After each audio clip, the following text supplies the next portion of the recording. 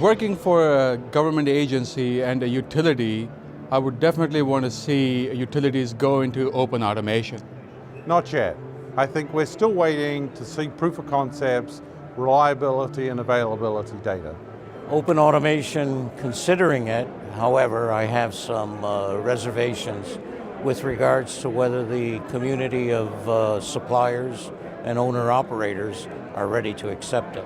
Open automation is a great idea, but automation is about control, and I don't think the control layer is quite ready for prime time. Looking ahead, where we're at now, where we've come from 20 years ago and the direction we're going, it's really become a question of not if, it's when. Collaboration has become the new competition. Oh, I love the concept. I think we need more time to prove it out. I'm ready to go open automation.